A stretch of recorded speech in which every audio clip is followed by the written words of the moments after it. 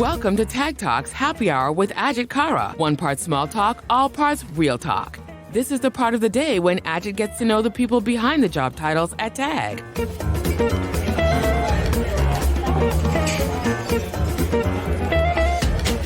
Hello, my name is Ajit Kara and I'm the CEO of Tag Americas.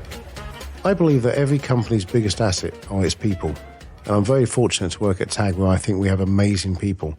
So I decided to do a podcast to really understand what makes them tick and who are the people behind the curtain, so to speak. As per normal, this is produced by Kaylie Stansfield, my producer. Hey Kaylie, how are you doing? I'm well, Ajit. How are you doing? I'm very well today. It is very, very hot at this particular point in time. Yes, definitely a New York summer. My home country has had its record-breaking temperature. The trains are melting, highest ever temperature. What can you say? Well, I actually wasn't going to say anything by the time this goes live. You'll be cold. Yeah, exactly. Today's podcast is actually a very, very special one. It's a unique one. So I think, as everyone knows, that I talk about how amazing Tag is because of its people, the biggest asset. But actually, arguably, equally the biggest asset of Tag is its clients. We would be nowhere without our customers. A number of my clients have actually listened to the podcast and they've wanted to be on it. I'm very honoured today that this fella here is our first client that wanted to be part of this podcast. So I'm very delighted today that I've got Scott Harding joining me. Scott, welcome to the podcast and cheers. Thank you very much.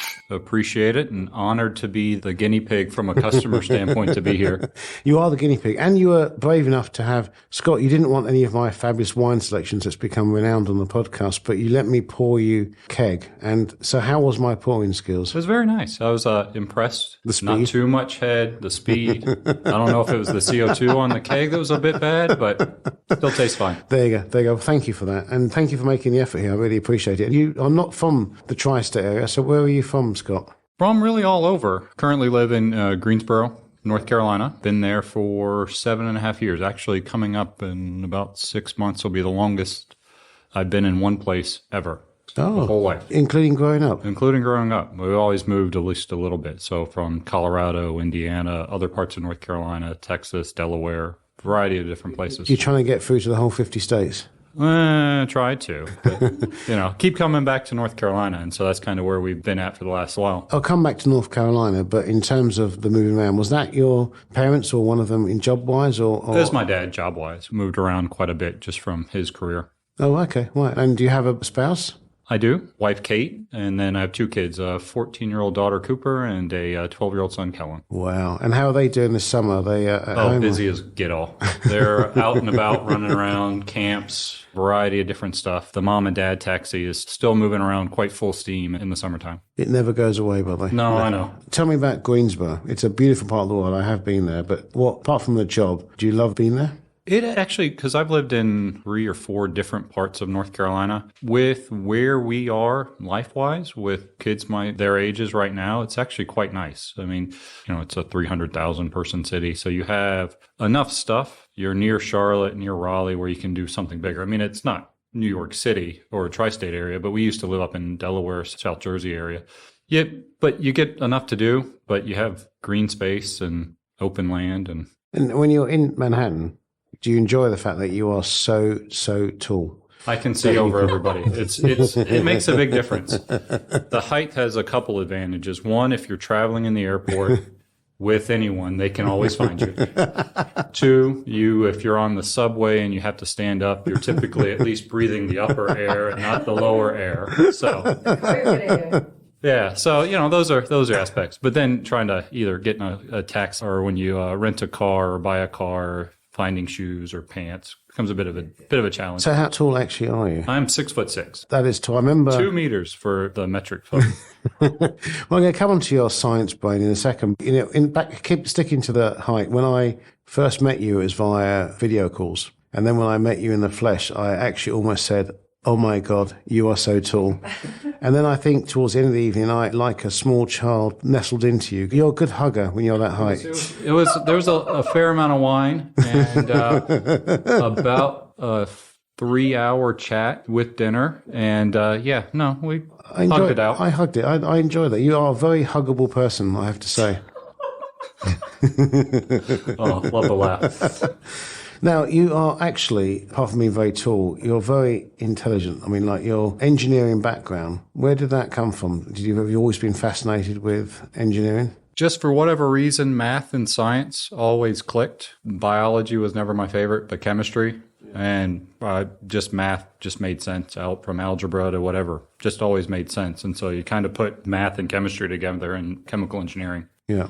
But for someone that likes that, you're an incredibly funny guy. Like when we went out and spoke, you made me laugh quite a lot, actually. On that note, you said that one of the things you want to do when you retire was what? Which I can't quite remember how you said it, but I didn't actually understand what it was that you wanted to do. The question was, what did I want to be when I grew up, when I was little? And so when I was in kindergarten, or kindergarten, first grade, got asked that question. As you know, you kind of fill out the things, a little bit of funny, like how old your mom, or those kind of little questionnaires you see posted online now. But my comment was that when I grew up, what I wanted to be was retired. and that's thinking ahead. Yeah, I mean, so it's like, how can I get financially stable and not have to work? That seems like a good idea. What more from the concept at the time of Scott, 6-year-old Scott, looking at it, was my grandparents used to come. They had retired, and every summer when my brother and I were little, they would come and we would go for, a month or 2 months. They had a camper or an RV. They'd pick us up. We would go. We went out west one year, out to Colorado, into California. One year we went up to Nova Scotia, Canada. And so like you get picked up. Your grandparents, obviously grandparents spoil their grandkids. And so we'd go on long camping trip for a whole summer. Now my parents were then doing whatever because they were kidless for a summer. But I thought, man, that's really where it's at. And so, it's been kind of a constant disappointment since then, as I haven't figured out how to do that yet. It was a cunning early strategy, I've got to be honest with you. It was, and it links to if you were successful, what would be the job, that would lead you to that retirement status? What I really enjoy, and if I could figure out how to make money at it, it'd be great, is be a professional college football tailgater. But I hadn't figured out corporate sponsors or NIL Because what is a ball tailgater? Because you got to understand, I'm an idiot when it comes to American football, U.S. football. Yes, correct. Not soccer. Not soccer. So typically at either college footballs or even NFL games, at least in the South from North Carolina, you typically, if a game is at 3:00 in the afternoon, you typically show up to the parking lot somewhere around 7 or 8, start drinking beer, cooking food and just sitting outside enjoying that's what the you lifestyle. Got it. Yeah.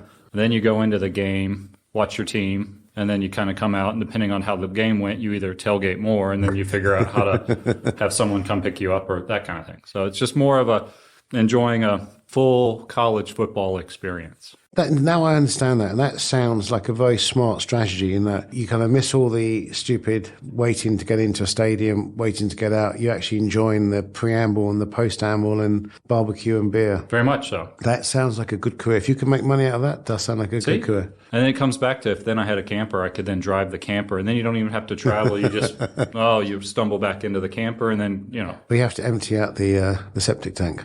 Yeah, but that's for Sunday or Monday after following. Did you play because of your size when you were?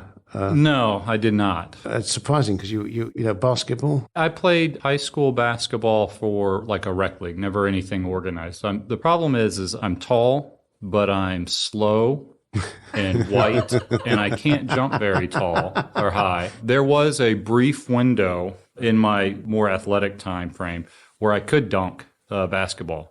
But for being 6'6", it was pretty pathetic.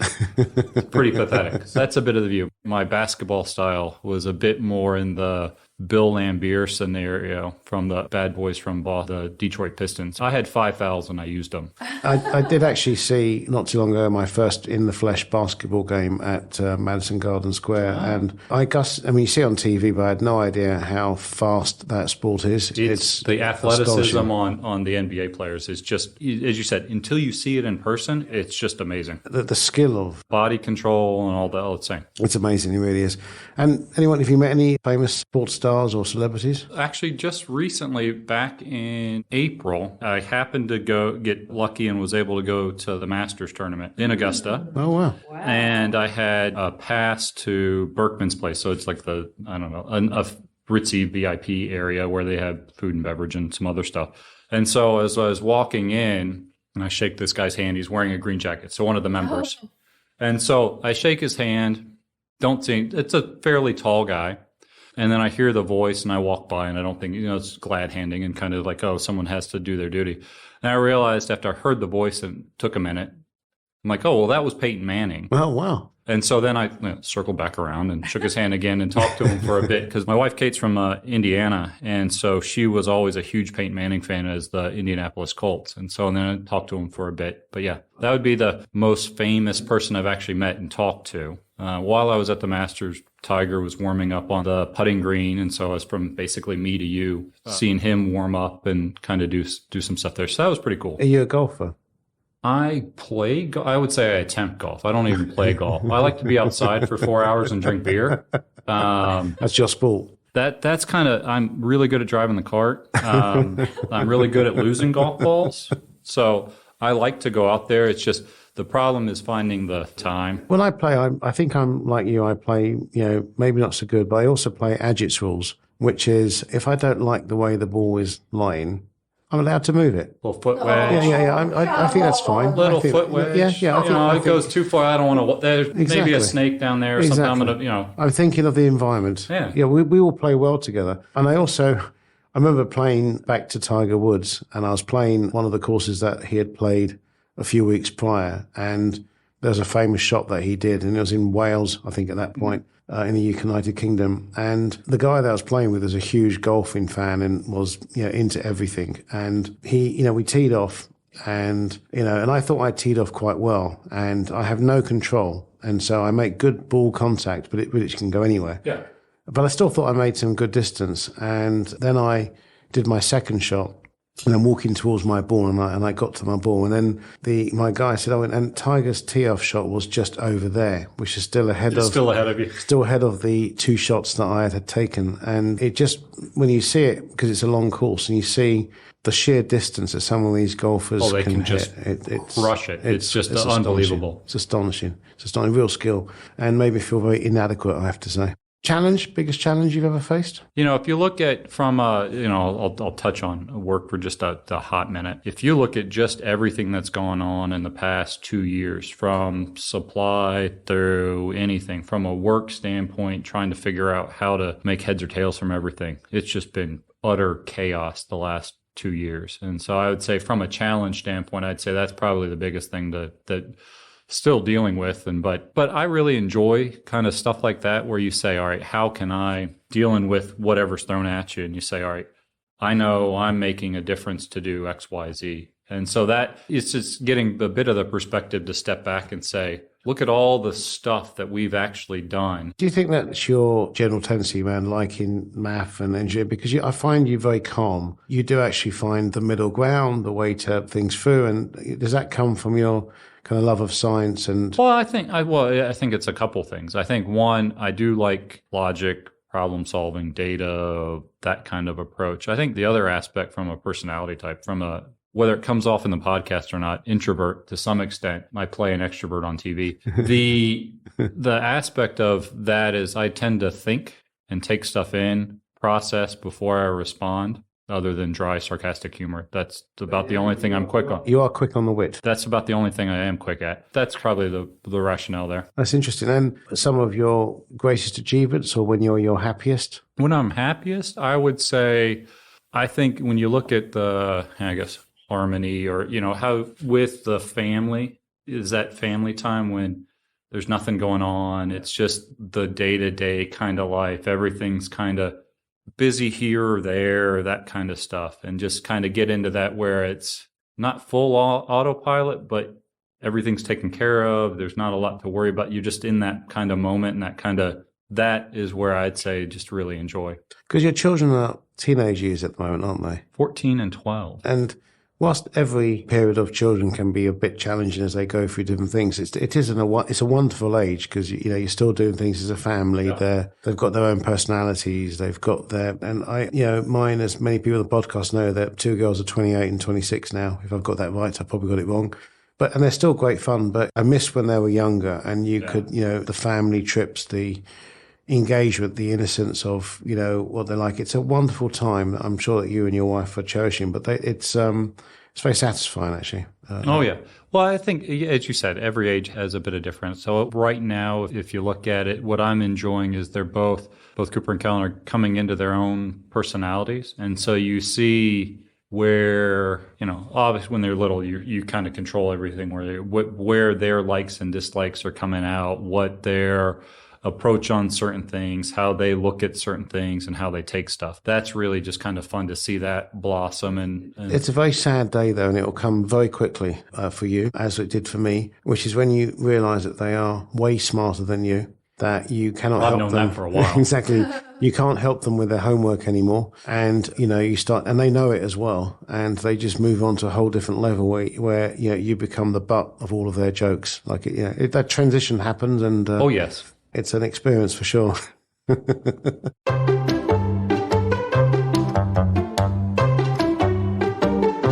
Ask Ajit anything!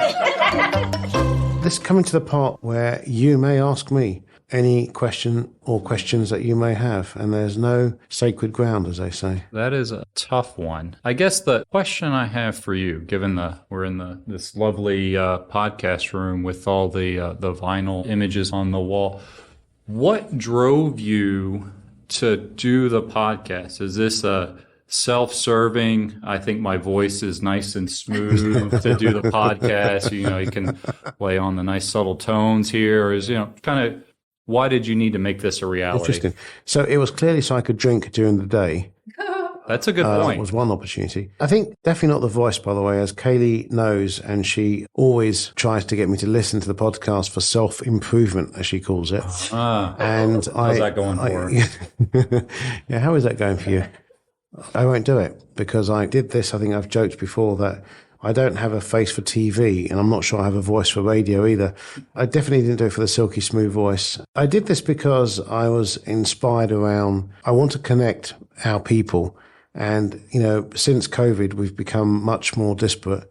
We're not commuting as much. We're not, meeting people at the cooler or the coffee machine. So my only objective was to try and connect the dots and give people some light relief around what their colleagues are. And it's been very interesting to find out about people, and the feedback from folks is that it's actually been working. So that's the reason why I did it. I just remember when we had the conversation almost a year ago when you were talking about building this and your thoughts behind it. And so I'm like, oh, we'll see if that actually happens. And you're like, all right, how many glasses of wine did we had? And is this? And then I see the picture. We did a Zoom call and you were in here, and I'm like, oh, this is getting real. And I'm like, then I'm thinking back to my promise. So yeah, I'll do your podcast. And I'm like, oh man, this is going to come to bite me.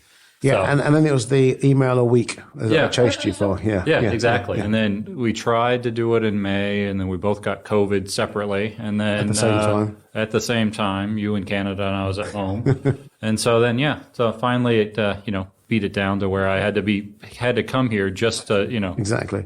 Well, look, I want to end by saying I've enjoyed this conversation enormously, and thank you for making the effort. And it comes back to the fact that not only are you very huggable, which for anyone that knows Scott, he is very, very huggable. You are actually a very fun, entertaining, passionate, compassionate person that, your team and my team adore working with you. And so thank you for everything that you do. Oh, thank you. Scott. And, cheers. Cheers. Cheers. Join us soon for another episode of Tag Talk Happy Hour with Ajit Kara, and learn more about the people behind the job titles at TAG.